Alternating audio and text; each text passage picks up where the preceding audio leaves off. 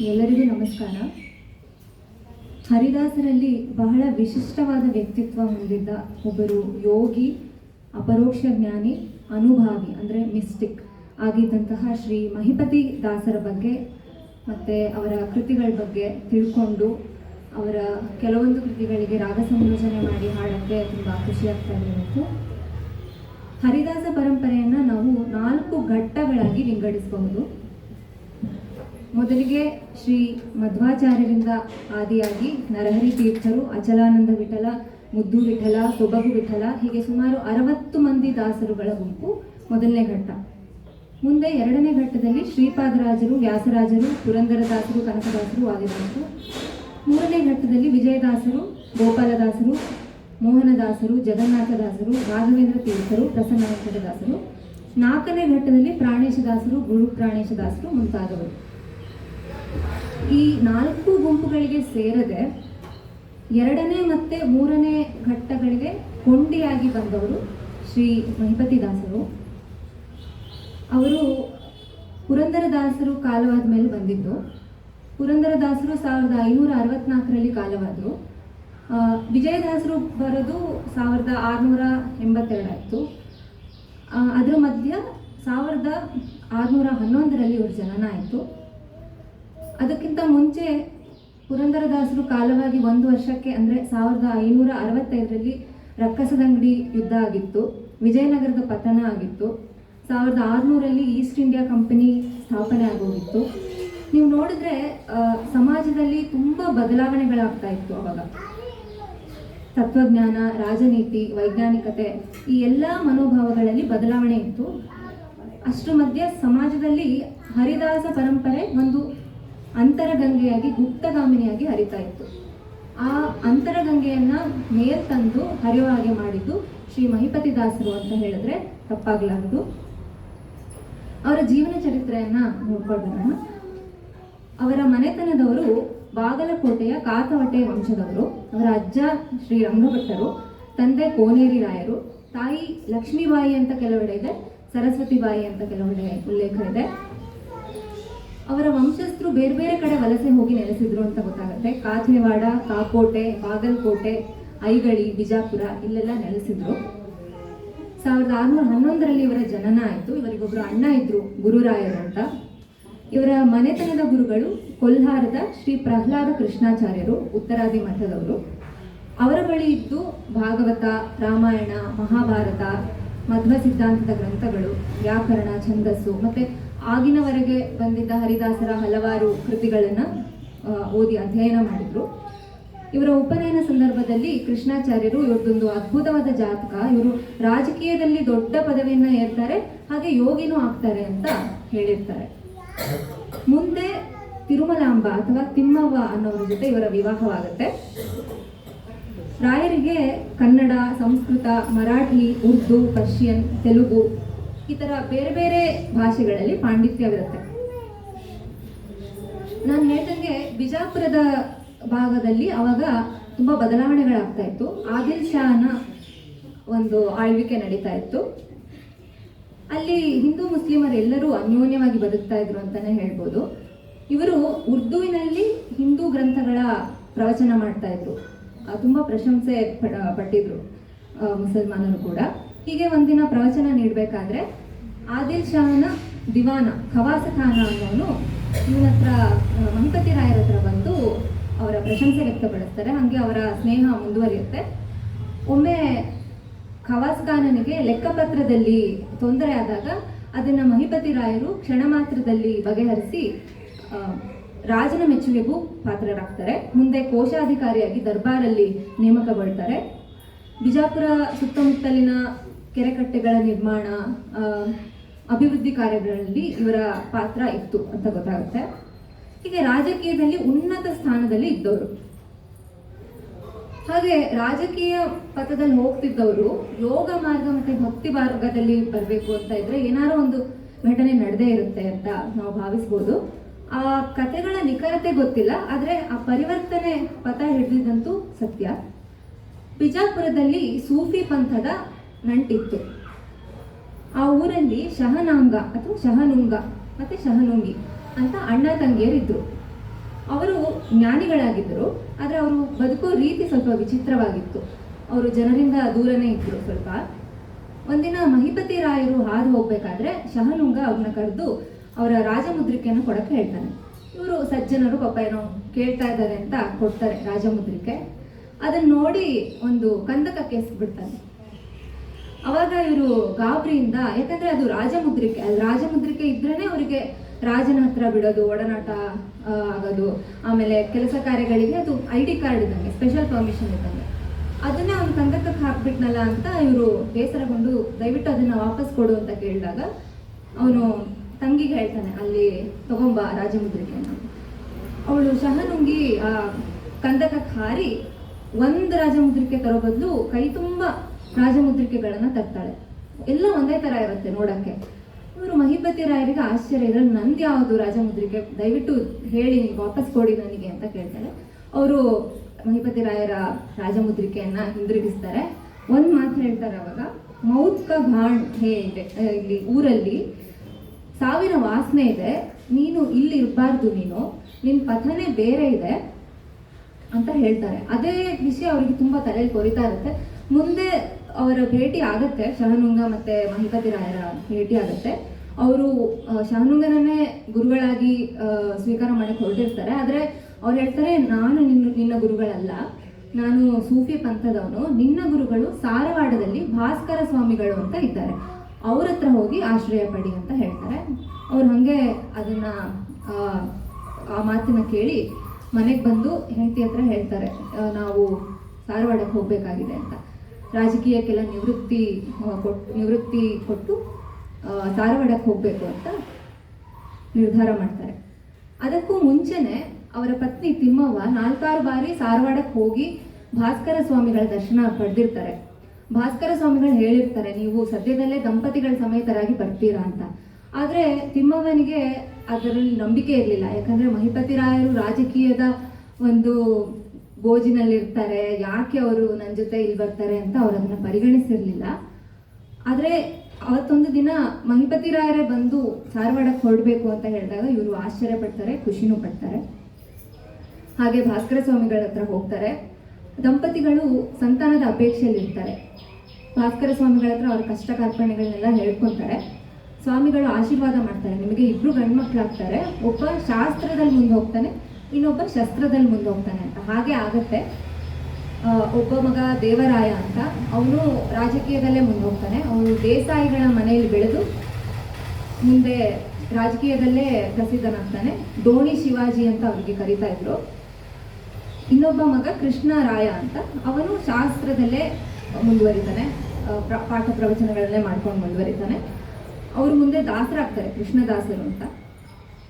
ಹೀಗೆ ಅವರ ಕುಟುಂಬ ಭಾಸ್ಕರ ಸ್ವಾಮಿಗಳ ಆಶ್ರಯದಲ್ಲೇ, ಅವರ ಆಶ್ರಮದಲ್ಲೇ ಜೀವಿಸ್ತಾ ಇರುತ್ತೆ. ಅವರ ಭಾಸ್ಕರ ಸ್ವಾಮಿಗಳ ಬಗ್ಗೆ ಸ್ವಲ್ಪ ಮಾತಾಡೋದಾದ್ರೆ, ಅವರು ಉತ್ತಮವಾದ ವ್ಯಕ್ತಿತ್ವ ಹೊಂದಿದ್ದ ಒಂದು ಅವಧೂತರು, ಶ್ರೀದತ್ತನ ಉಪಾಸಕರು, ಅದ್ವೈತಿಗಳು, ಮಹಾನ್ ಯೋಗಿಗಳು ಆಗಿದ್ದರು.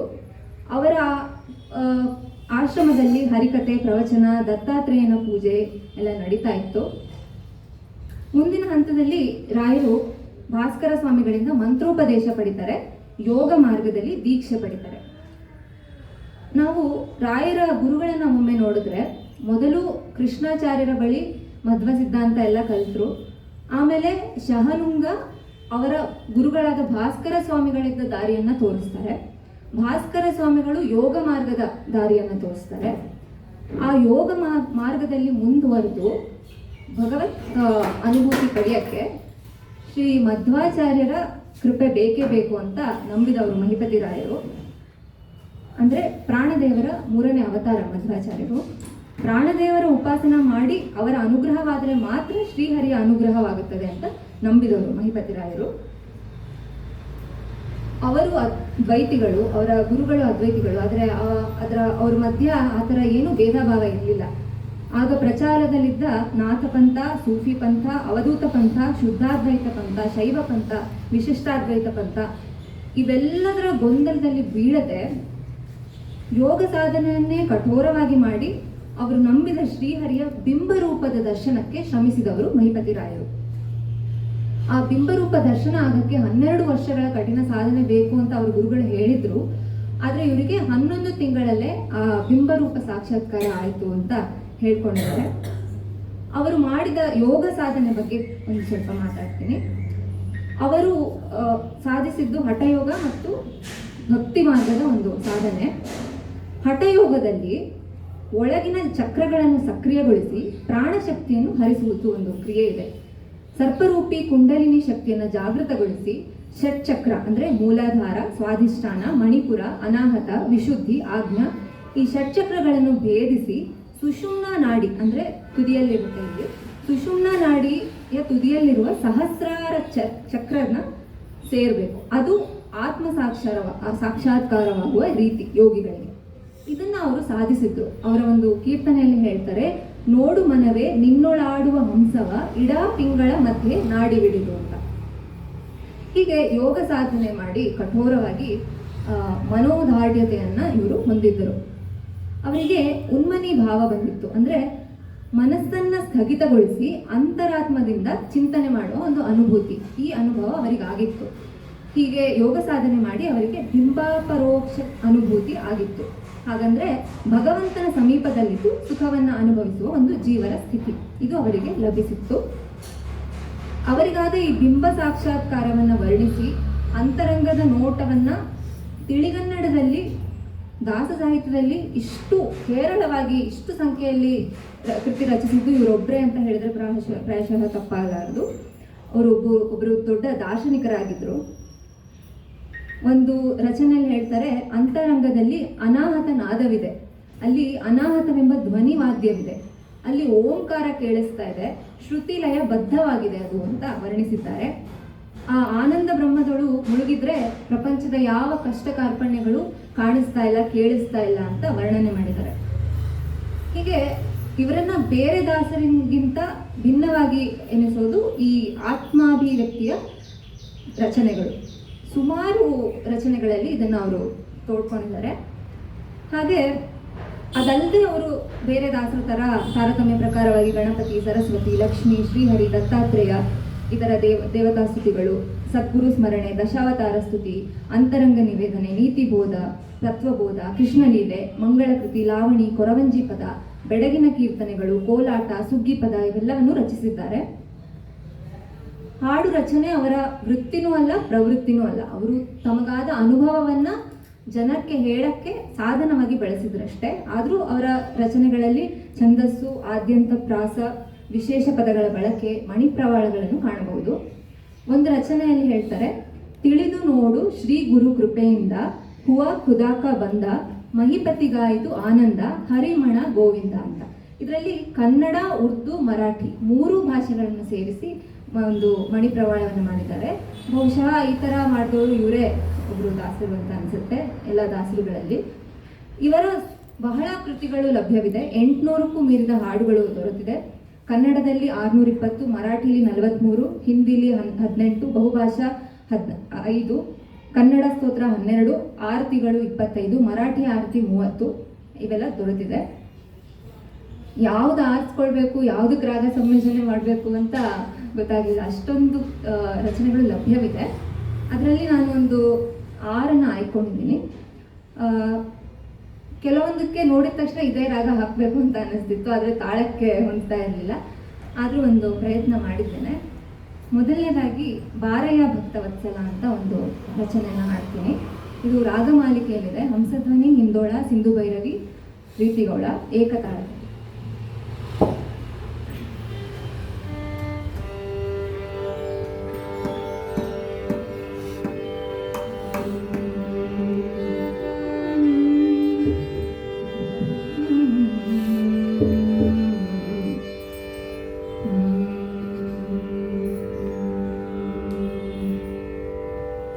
ಬಾರಯ್ಯ ಭಕ್ತವತ್ಸಲ,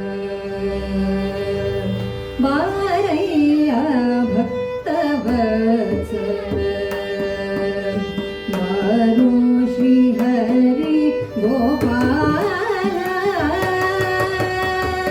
ಸಿರಿ ಸುಖಲೋಲ, ಬಾರಯ್ಯ ಭಕ್ತ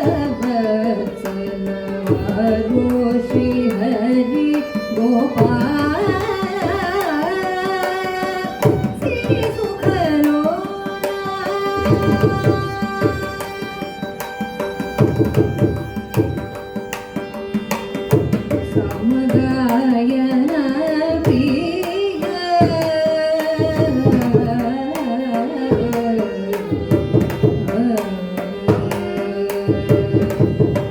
ಸಮಗಾಯನ ಪ್ರಿಯ ಸಮಸ್ತ ಲೋಕದ ಶ್ರೇಯ ನೇಮಿಸಿರೋ ಉದಯ ಸ್ವಾಮಿ ನಮ್ಮಯ್ಯ ವಾರೋ ಭಕ್ತ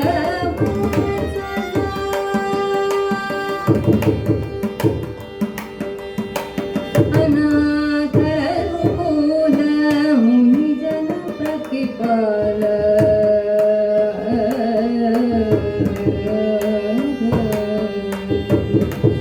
ಅನಾಥರು ಮೂಲ ಮುನಿ ಜನ ಪ್ರತಿಪಾಲ ಘನ ಸುಖದ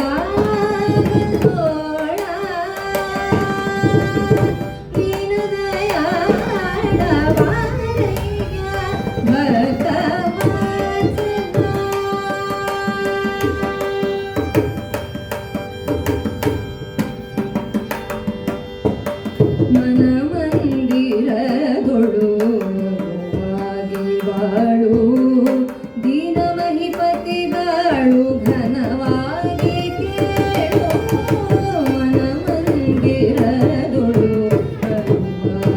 ಬಾಳು ದೀನ ಮಹಿಪತಿಗಳು ಘನವಾಗಿ ಕೇಳು ಮಾರಯ್ಯ ಭಕ್ತ ವಾತ್ಸಲ ಪರೋ ಶ್ರೀ ಹರಿ ಗೋಪಾಲ ಮಾರಯ್ಯ ಭಕ್ತ ವಾತ್ಸಲ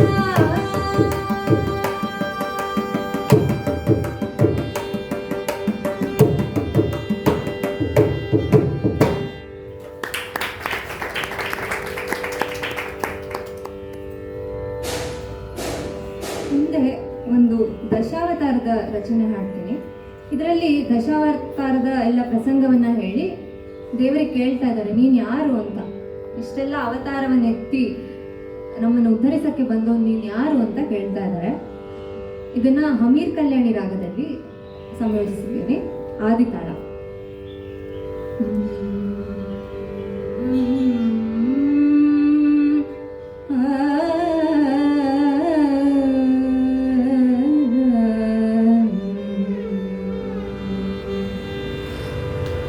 ನೀನಾರೋ ನಿನ್ನ ಹೆಸರೇನೋ,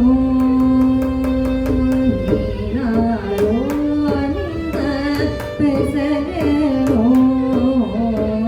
ನೀನಾರೋ ನಿನ್ನ ಹೆಸರೇನೋ, ನೀನಾರೋ ನಿನ್ನ ಹೆಸರೇನೋ, ನೀನಾರೋ ಹೆಸರೇನೋ, ನೀನಾರೋ ನಿನ್ನ ಹೆಸರೇನೋ, ನೀನಾರೋ ನಿನ್ನ ಹೆಸರೇನೋ.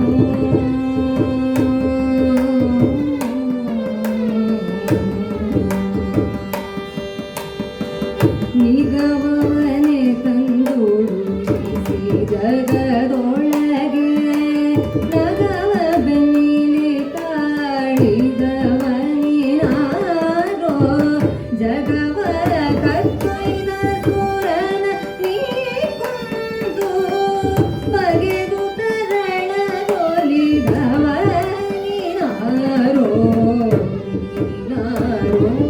ನಿನ್ನ ಹೆಸರೇನೋ.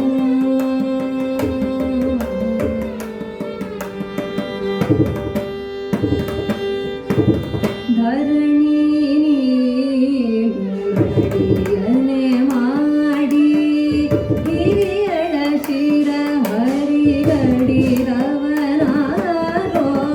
ವರದೇವತೆಗಳ ಸೇರೆಯಲ್ಲಿ ಬಿಡಿಸಿ ತುರುಗಳ ಗಾಯ್ದ ಗೋವಣ ನೀನಾರೋ, ನೀನಾರೋ ನಿನ್ನ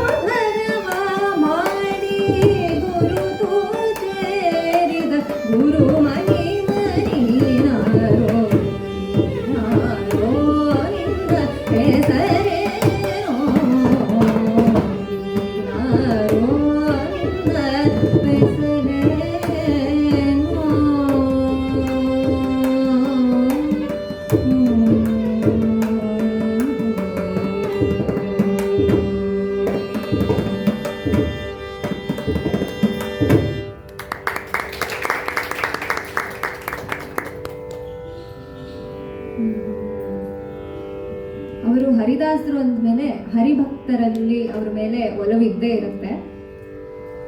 ಒಂದು ರಚನೆಯಲ್ಲಿ ಹರಿಭಕ್ತರ ಸಂಘವನ್ನ ಬೇರೆ ಬೇರೆ ರೀತಿ ವರ್ಣಿಸಿದ್ದಾರೆ. ಈ ರಚನೆಯಲ್ಲಿ ಎಲ್ಲಾ ಸಾಲುಗಳು, ಕಡೆ ಸಾಲು ಬಿಟ್ಟು ಎಲ್ಲಾ ಸಾಲುಗಳಲ್ಲೂ ಹರಿ ಹರಿ ಹರಿ ಹರಿ ಅಂತ ಬರುತ್ತೆ. ಇದಕ್ಕೆ ಹರಿಕಾಂಬೋಜಿ ರಾಗ ಹಾಕಿದ್ದೀನಿ, ಆದಿತಾಳದಲ್ಲಿದೆ. ಹರಿ ನೆನೆ ಬರ ನೆರಿಯು ನವನಿಧನದ ಕೆರೆಯು ಹರಿ ಸ್ಮರಿಸುವರ ಮರಿಯು ವಜ್ರವರಿಯು. ಹರಿ ನೆನೆವರ ಸಂಘ ಚಿನ್ನದ ಕೆರೆ ಇದ್ದಂಗೆ, ವಜ್ರವಿದ್ದಂಗೆ, ನಿಜಘನಾತ್ಮದ ಜರಿ ಇದ್ದಂಗೆ, ಪರಮಾನಂದದ ತೆರಿ ಇದ್ದಂಗೆ, ಹೀಗೆ ಬೇರೆ ಬೇರೆ ವಸ್ತುಗಳಿಗೆ ಹೋಲಿಸಿ ವರ್ಣಿಸಿದ್ದಾರೆ ಹರಿ ಭಕ್ತರ ಸಂಘವನ್ನ. ಹರಿ ಭಜಿಸುವರ ಸಿರಿಯು ನಿಜಘನಾತ್ಮದ ಝರಿಯು ಹರಿ ಮಹಿಮರ ಕರೆಯು ಪರಮಾನಂದದ ತೆರೆಯು ಹರಿ ಭಕುತರ ದರುಶನವು ಅತಿ ಹರುಷವು ಅತಿ ಹರುಷವು ಹರಿ ಭಕುತರ ದರುಶನವು ಅತಿ ಹರುಷವು ಅತಿ ಹರುಷವು ಹರಿ ಶರಣರ ನುಡಿಯು ಕರುಣದಮೃತ ಧನಿಯು ಹರಿಯ ದಾಸರ ನಡಿಯು ಇಲ್ಲ ಕಡೆಯು ಹರಿ ಭಕ್ತರಿದ್ದೆಡೆಯೋ ಪುಣ್ಯಕ್ಷೇತ್ರದ ಕಡೆಯೋ ಹರಿ ಮಹಿಮರ ಕಡೆಯೋ ಕ್ಯಾರಿ ಗೋಡಿಯೋ ಹರಿ ಭಕುತರ ದರುಶನವು ಅತಿ ಹರುಷವು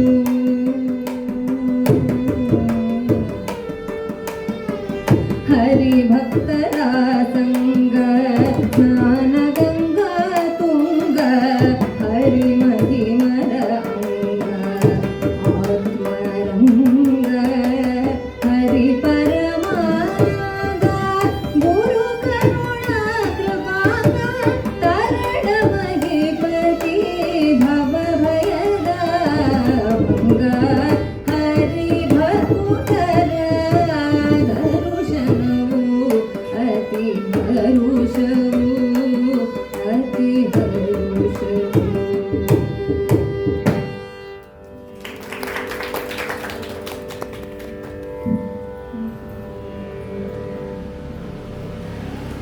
ಅವರಿಗಾದ ಬಿಂಬ ಸಾಕ್ಷಾತ್ಕಾರದ ಬಗ್ಗೆ ಅವಾಗ ಒಂದ್ಸತಿ ಹೇಳಿದೆ. ಆ ಯೋಗ ಸಾಧನೆ ಮಾಡಿ ಆ ಉನ್ಮನಿ ಭಾವ ಅಂದ್ರೆ ಮನಸ್ಸನ್ನ ಸ್ಥಗಿತಗೊಳಿಸಿ ಅಂತರಂಗದಿಂದ ಅವರಿಗೆ ನೋಡಿದಾಗ ಪರಮಾತ್ಮ ಬಿಂಬ ರೂಪದಲ್ಲಿ ಕಾಣಿಸಿದ್ದ. ಒಂದು ಹುಣ್ಣಿಮೆಯ ದಿನ ರಾತ್ರಿಯಲ್ಲಿ ಬ್ರಾಹ್ಮಿ ಮುಹೂರ್ತಕ್ಕಿಂತ ಮುಂಚೆ ಅವರಿಗೆ ಹೃದಯದಲ್ಲಿ ಸಾವಿರಾರು ಸೂರ್ಯರು ಕಂಡ ಅನುಭವ ಆಯ್ತಂತೆ. ಅದೇ ಅವರಿಗಾದ ಬಿಂಬ ಸಾಕ್ಷಾತ್ಕಾರ. ಆ ಬಿಂಬ ಸಾಕ್ಷಾತ್ಕಾರದ ಬಗ್ಗೆ ಹಲವಾರು ಕೃತಿಗಳನ್ನು ರಚಿಸಿದ್ದಾರೆ. ಅದರಲ್ಲಿ ಒಂದನ್ನು ಆರಿಸ್ಕೊಂಡಿದ್ದೀನಿ, ಬೆಳಗಾಯಿತು ಬೆಳಗಾಯಿತು ನೋಡಿ ಅಂತ. ಅವರಿಗೆ ಕಂಡ ಬೆಳಕನ್ನು ಅವರು ಇದರಲ್ಲಿ ವರ್ಣಿಸಿದ್ದಾರೆ. ಅಷ್ಟು ಸಾವಿರ ಸೂರ್ಯರು ಒಂದೇ ಸತಿ ಪ್ರಕಾಶಗೊಂಡ್ರೆ ಎಷ್ಟು ಬಿಸಿ ಇರ್ಬೋದು ಅಂತ ನಾವು ಯೋಚನೆ ಮಾಡ್ಬೋದು. ಆದರೆ ಅವರಿಗೆ ಅದು ಹೇಗೆ ಅನಿಸಿತ್ತು ಅಂದರೆ ಬೆಳದಿಂಗಳ ಬೆಳಕಿನಂತೆ ಕಂಡಿತ್ತಂತೆ. ಹಿತವಾದ ಬೆಳಕು ಅವರಿಗೆ ಕಂಡಿತ್ತು. ಅದರ ಬಗ್ಗೆ ಹೇಳ್ತಾರೆ, ಥಳಥಳಿಸುತ್ತಾ ಇದೆ, ಹೊಳೆಯುತ್ತಾ ಇದೆ, ಜಳಜಳಿಸುತ್ತಾ ಇದೆ. ಅವರಿಗೆ ಇದರಲ್ಲಿ ಮರಾಠಿಯ ಪ್ರಭಾವ ಇರ್ಬೋದು. ಮರಾಠಿಲೂ ಜಳ್ಜಳಿ ಆ ಥರ ಪದಗಳ ಬಳಕೆ ಇದೆ.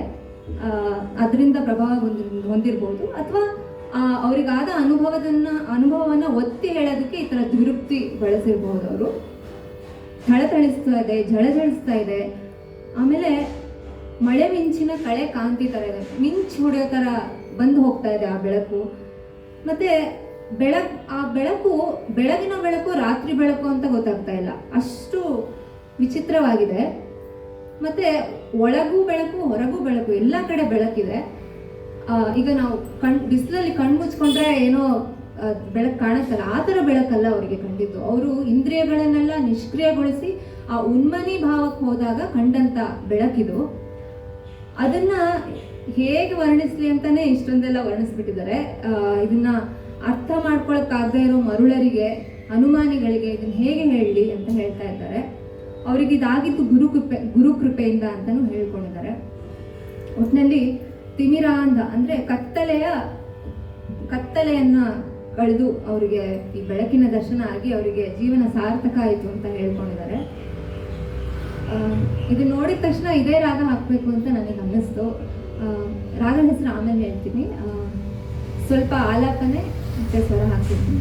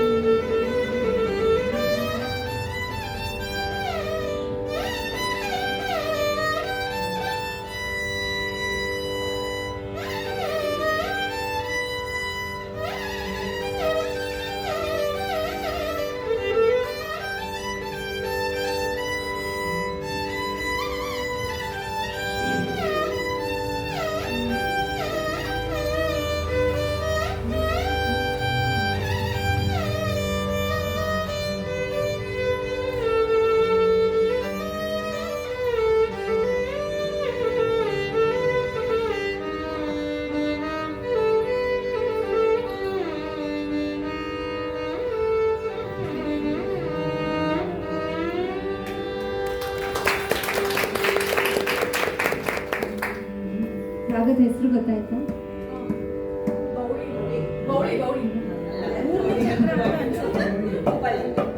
ವಾಸಂತಿ ರಾಗ. ಮೋಹನ ರಾಗದಲ್ಲಿ ಚತುಶ್ರುತಿ ದೈವತ ತೆಗೆದು ಶುದ್ಧ ದೈವತ ಆದಿತಾಳದಲ್ಲಿ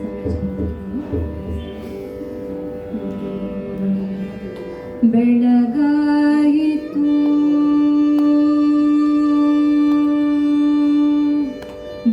ಬೆಳಗಾಯಿತು ಬೆಳಗಾಯಿತು ನೋಡಿ ಥಳಥಳಿಸುತ್ತ ಮನದೊಳಗೆ ಬೆಳಗಾಯಿತು ಬೆಳಗಾಯಿತು ನೋಡಿ ಥಳಥಳಿಸುತ್ತ ಮನದೊಳಗೆ ಹೊಳೆಯುತ್ತ ಒಳ ಹೊರಗೆ ಕೋಮಯದಲ್ಲಿ ಝಳ ಝಳಿಸುತ್ತಿಹದು ಮನದೊಳಗೆ ಹೊಳೆಯುತ್ತ ಒಳ ಹೊರಗೆ ಕೋಮಯದಲ್ಲಿ ಝಳ ಝಳಿಸುತ್ತಿಹದು ಜಗದೊಳಗೆ ಬೆಳಗಾಯಿತು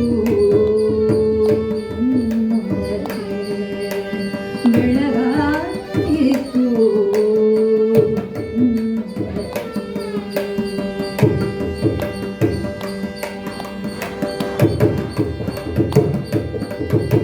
ಸುಳವು ತೋರಿದ ಸದ್ಗುರು ಕೃಪೆಯು ಹೇಳಲಿಲ್ಲದರು ತಿಳಿದೇನೆಂದರೇಳಲು ಸಿಲುಕದು ಬಲು ಸೂಕ್ಷ್ಮ ಸುಜ್ಞಾನ ಹೇಳಿಕೆಯಾಡುವ ಮರುಳರಿಗೆ ತಿಳಿದಿದರ ಅನುಸಂಧಾನ ಕಳೆಯದ ಕಲ್ಪನೆ ಅನುಮಾನಿಗಳಿಗೆ ತಿಳಿದುದೇ ಸದ್ಗತಿ ಸಾಧನ ಬೆಳಗಾಯಿತು ಬೆಳಗಾಯಿತು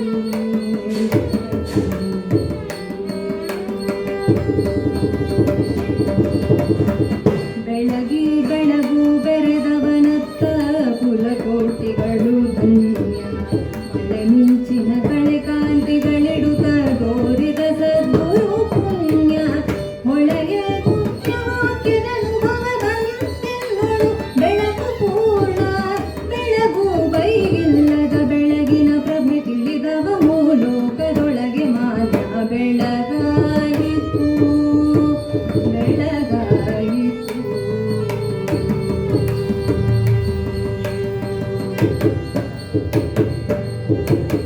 ಬೆಳಗಿನೊಳು ಬೆರಗಾದನು ಮಹಿಪತಿ ಅತಿ ಆಶ್ಚರ್ಯವನ್ನದೆ ಕೊಡಲಿ ಬಳಲುವ ಭವದ ನಿದ್ರೆಯ ಗಳೆದನು ತಾಯಿಡಾಡಿ ಬೆಳಗಿನೊಳು ಬೆರಗಾದನು ಮಹಿಪತಿ ಅತಿ ಆಶ್ಚರ್ಯವನ್ನೋಡಿ ಕೊಡಲಿ ಬಳಲುವ ಭವದ ನಿದ್ರೆಯ ಗಳೆದನು ತಾಯಿಡಾಡಿ ಬೆಳಗ್ಗೆ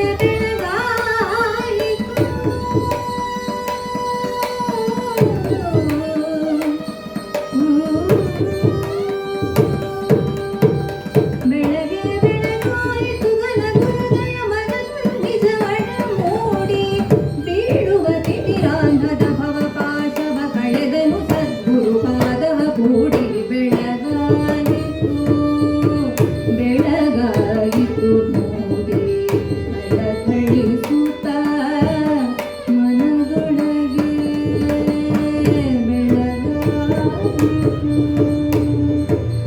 ಗರಿ ಗಪ ಪಗರಿ ಬೆಳಗಾಯಿತು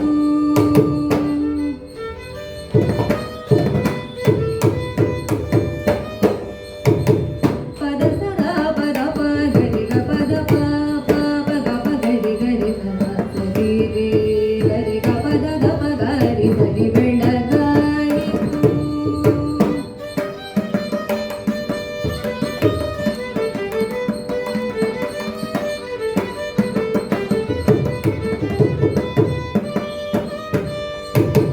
ಗರಿ ಗಪದ ದ ದ ದ ಪಗರಿ ಗಪದ ಸ ಸರಿ ಗರಿ ಗಪ ಗರಿ ಗರಿ ಸದ ಸದ ಸದ ಪದ ಪಗ ಪಗರಿ ಗರಿ ಸರಿ ಗಪದ ಪಗರಿ ಬೆಳಗಾಯಿತು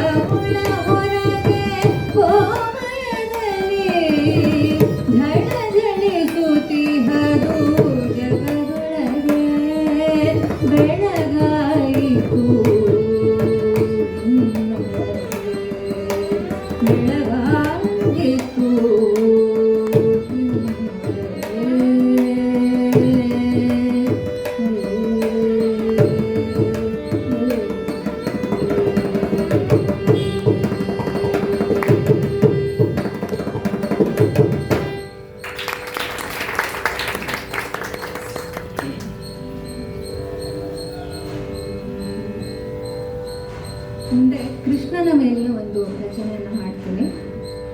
ಇದು ಸ್ವಲ್ಪ ದೇಶಿ ಜಾನಪದ ಶೈಲಿ ಭಾಷೆಯಲ್ಲಿದೆ. ಕೃಷ್ಣನ ಎಲ್ಲ ಲೀಲೆಗಳನ್ನ ಹೇಳಿ, ಅವನು ಆಡಿದ ಆಟಗಳನ್ನೆಲ್ಲ ಹೇಳಿ, ನಿನ್ನ ದೂರನ್ನ ಇನ್ಯಾರ ಹತ್ರ ಹೇಳಬೇಕು ಅಂತ ದಾಸರು ಕೇಳ್ತಾ ಇದ್ದಾರೆ. ನೀನೇ ದೊಡ್ಡವನು, ನಿನ್ನ ದೂರನ್ನ ಇನ್ಯಾರ ಹತ್ರ ಹೇಳಬೇಕು ಅಂತ ಹೇಳ್ತಾ ಇದ್ದಾರೆ. ಇದಕ್ಕೆ ಮಾಂಡ್ ರಾಗದಲ್ಲಿ ಸಂಯೋಜನೆ ಮಾಡಿದ್ದೀನಿ, ಮಿಶ್ರ ನಡೆ.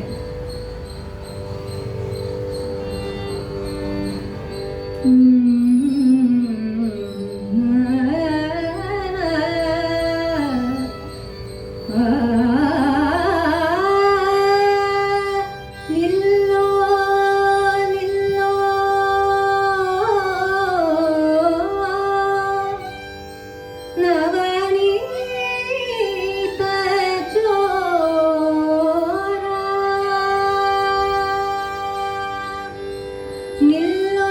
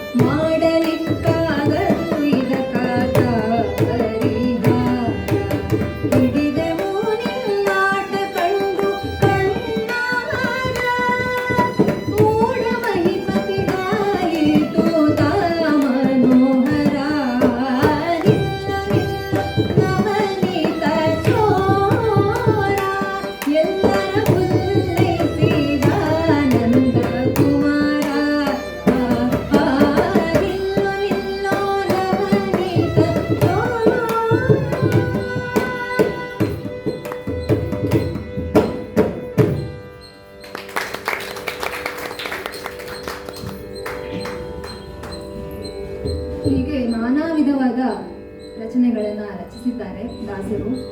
ಇವರು ಕೊಲ್ಹಾರ, ಬಿಜಾಪುರ, ಐಗಳಿ, ಗುಲ್ಬರ್ಗ, ಸಾರವಾಡ ಬಿಟ್ಟರೆ ಹೆಚ್ಚು ದೇಶ ಪರ್ಯಟನೆ ಮಾಡಲಿಲ್ಲ. ಅವರಿಗೆ ಒಳಗಿನ ಅನುಭೂತಿನೇ ಸಿಕ್ಕಾಗ ಹೊರಗಿನ ಸಂಚಾರ ಅವಶ್ಯಕ ಆಗಲಿಲ್ಲ ಅನಿಸುತ್ತೆ. ಹೀಗೆ ಮಹಿಪತಿ ರಾಯರ ವಿಶಿಷ್ಟ ವ್ಯಕ್ತಿತ್ವ, ತಪಸ್ಸು, ಯೋಗ, ಸ್ವಾನುಭಾವದ ಸಂದೇಶ, ವಿಶೇಷವಾಗಿ ಬಿಂಬಾಪರೋಕ್ಷ ಜ್ಞಾನದ ಸಾಧನೆ, ಇವೆಲ್ಲ ಅವರನ್ನ ಮಹಾಪುರುಷರನ್ನಾಗಿ ಮಾಡಿದೆ. ಭಾರತದ ಶ್ರೇಷ್ಠ ಚಿಂತಕರೊಬ್ಬರು ಡಾಕ್ಟರ್ ರಾನಡೆ ಅನ್ನೋರು Mahipati is one of the greatest mystics of the world ಅಂತ ಹೇಳಿದ್ದಾರೆ. ಅವರು 1671ರಲ್ಲಿ ಕಾಲವಾದರು. ಅವರ ಮಗ ಕೃಷ್ಣದಾಸರ ಕನಸಲ್ಲಿ ಬಂದು ಕಾಖಂಡಕಿಯಲ್ಲಿ ನಿನಗೆ ಒಂದು ಕಡೆ ಸಾಲಿಗ್ರಾಮ ಸಿಗತ್ತೆ, ಅಲ್ಲೇ ನನ್ನ ಬೃಂದಾವನ ಮಾಡು ಅಂತ ಹೇಳ್ಕೊತಾರೆ. ಹಾಗೆ ಅವರ ಮಕ್ಕಳು ಅಲ್ಲಿ ಬೃಂದಾವನ ಮಾಡ್ತಾರೆ. ಕೃಷ್ಣದಾಸರಿಗೆ 7 ಜನ ಮಕ್ಕಳಿದ್ರು. ಆ 7 ವಂಶದವರು ಇಂದಿಗೂ ಪರ್ಯಾಯದ ರೀತಿಯಲ್ಲಿ ಅಲ್ಲಿ ಮಹಿಪತಿ ರಾಯರ ಆರಾಧನೆ ಮಾಡ್ತಾರೆ. ವಿಜೃಂಭಣೆಯಿಂದ ಮಾಡ್ತಾರೆ. ಊರಿನವರಿಗೆಲ್ಲ ಕರೆದು ಒಂದು ಹಬ್ಬದ ರೀತಿಯಲ್ಲೇ ಮಾಡ್ತಾರೆ. ಅವರ ವಂಶಸ್ಥರೊಬ್ಬರು ಹೇಳಿದ್ದು, ಮಹಿಪತಿ ರಾಯರು ಹುಟ್ಟಿದ್ದು ಎಳ್ಳಮಾವಾಸ್ಯ ದಿನ, ಕಾಲವಾಗಿದ್ದು ಚಟ್ಟಿ ಅಮಾವಾಸ್ಯ ದಿನ. ಹೀಗೆ ಕತ್ತಲಿಂದ ಬಂದು ಬೆಳಕಿನ ಹಾದಿ ತೋರಿದ ಮಹಾಪುರುಷರು ಇವರು ಅಂತ ಅವರು ಹೇಳ್ಕೊಂಡಿದ್ದಾರೆ. ಅದು ಸತ್ಯ. ಹೀಗೆ ಅವರು ತೋರಿದ ಭಕ್ತಿ ಮತ್ತು ಯೋಗ ಮಾರ್ಗದಲ್ಲಿ ಸಾಗಿ ಅನುಭೂತಿ ಪಡೆಯುವ ಪ್ರಯತ್ನವನ್ನು ನಾವೆಲ್ಲರೂ ಮಾಡೋಣ ಅಂತ ಹೇಳ್ತಾ ಇಂದಿನ ಕಾರ್ಯಕ್ರಮವನ್ನು ಒಂದು ದೇವಿ ಸ್ತುತಿಯಿಂದ ಮುಗಿಸ್ತೀನಿ. ರಾಗ ಸಂಯೋಜನೆ ಅದರ ಮಾರ್ಗಕ್ಕೆ ಮಾರ್ಗದರ್ಶನ ಮಾಡಿ, ಸಲಹೆ ಕೊಟ್ಟು, ಪ್ರೋತ್ಸಾಹ ಮಾಡಿ ಅವಕಾಶ ಕೊಟ್ಟಿರೋ ನಮ್ಮ ಗುರುಗಳಾದ ಶ್ರೀಮತಿ DS ವಸುಂಧರ ಮ್ಯಾಮ್ಗೆ ತುಂಬ ಧನ್ಯವಾದಗಳು. ಹಾಗೆ ಇವತ್ತು ವಾದ್ಯ ಸಹಕಾರದಲ್ಲಿ ವಿದ್ವಾನ್ MN ಸತ್ಯನಾರಾಯಣ ಅವರು ಮತ್ತು ವಿದ್ವಾನ್ ವಿಶ್ವನಾಥ್ ಅವರು ಉತ್ತಮವಾದ ಸಹಕಾರ ನೀಡಿದ್ದಾರೆ. ಅವರಿಗೂ ಧನ್ಯವಾದಗಳು. ಇದುವರೆಗೂ ಕೇಳಿದ ನಿಮ್ಮೆಲ್ಲರಿಗೂ ಧನ್ಯವಾದಗಳು. ಮಹಿಪತಿ ರಾಯರ ಚಿತ್ರ ಹೀಗೆ ಸಿಕ್ಕತ್ತೆ ಗೂಗಲಲ್ಲಿ, ಅವ್ರು ಹೀಗಿದ್ರು ಅಂತ. ಮತ್ತೆ ಅಲ್ಲಿ ಅವರ ಆರಾಧನೆ ನಡೆಯುವಾಗ ಈ ತರ ಮುಖವಾಡ ಹಾಕಿ ಬೃಂದಾವನಕ್ಕೆ ಆ ಮಠದಲ್ಲಿ ಆಚರಿಸ್ತಾರೆ. ಇದು ಕಾಖಂಡಕಿಯಲ್ಲಿರೋ ಮಠ.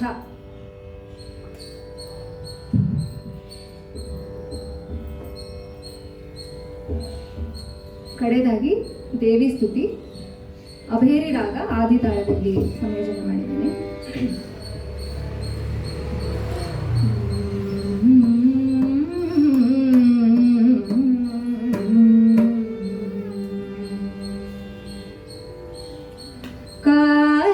ಕಾಯಬೇಕೆನ್ನ ಶ್ರೀದೇವಾದಿ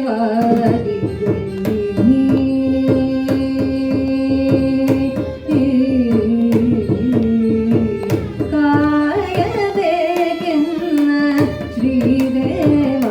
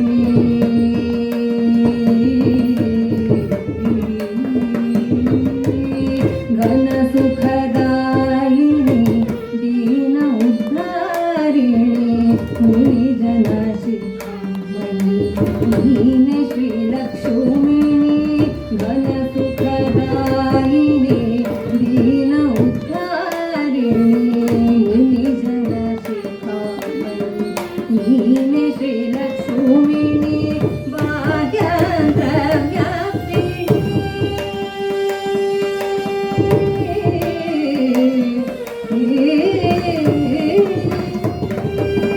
ಭಾಗ್ಯಾಂತರ ವ್ಯಾಪಿಣಿ ಮಹಾಗುರು ರೂಪಿಣಿ ಸಾಧ್ಯದಲ್ಲಿ ನೀ ಪೂರ್ಣಿ ಮಹಿಪತಿಯ ಸ್ವಾಮಿ ಭಾಗ್ಯಾಂತರ ವ್ಯಾಪಿಣಿ ಮಹಾಗುರು ರೂಪಿಣಿ ಸಾಧ್ಯದಲ್ಲಿ ನೀ ಪೂರ್ಣಿ ಮಹಿಪತಿಯ ಸ್ವಾಮಿ ಕಾಯಬೇಕೆನ್ನ ಶ್ರೀದೇವಾದಿನಿ ದಯವುಳ್ಳ ಸ್ವಾಮಿ ಸಹಕಾರಿ ನಾರಾಯಣಿ ನಾರಾಯಣಿ ಕಾಯಬೇಕೆನ್ನ ಶ್ರೀದೇವಾದಿನಿ.